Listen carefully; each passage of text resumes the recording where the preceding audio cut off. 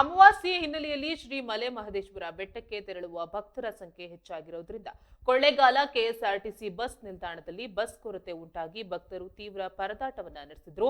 ಬಸ್ಗಳಿಗಾಗಿ ಗಂಟೆಗಟ್ಟಲೆ ಕಾಯುವ ಪರಿಸ್ಥಿತಿ ನಿರ್ಮಾಣ ಆಗಿತ್ತು. ಪ್ರಯಾಣಿಕರು ಅಸಮಾಧಾನ ವ್ಯಕ್ತಪಡಿಸಿದ್ದಾರೆ. ಬಸ್ಗಳು ತಡವಾಗಿ ಆಗಮಿಸಿರುವುದನ್ನ ಹಾಗೂ ಲಭ್ಯವಿರುವ ಬಸ್ಗಳಲ್ಲಿ ಪ್ರಯಾಣಿಕರ ದಟ್ಟಣೆ ಹೆಚ್ಚಿರುವುದರಿಂದ ಮಹಿಳೆಯರು, ಮಕ್ಕಳು ಹಾಗೂ ವೃದ್ಧರು ಹೆಚ್ಚಿನ ಸಂಕಷ್ಟ ಅನುಭವಿಸಿದ್ದಾರೆ.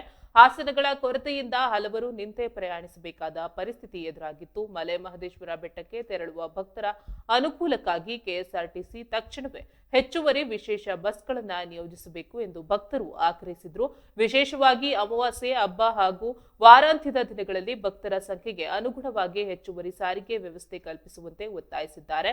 ಕೊಳ್ಳೇಗಾಲ ಮಲೆ ಮಹದೇಶ್ವರ ಬೆಟ್ಟ ಮಾರ್ಗದಲ್ಲಿ ನಿಯಮಿತ ವೇಳಾಪಟ್ಟಿಯ ಬಸ್ಗಳ ಜೊತೆಗೆ ವಿಶೇಷ ಸೇವೆಗಳನ್ನ ಆರಂಭಿಸಿದ್ರೆ ಸಾವಿರಾರು ಭಕ್ತರಿಗೆ ಅನುಕೂಲವಾಗಲಿದೆ ಎಂದು ಸಾರ್ವಜನಿಕರು ಅಭಿಪ್ರಾಯಪಟ್ಟಿದ್ದಾರೆ.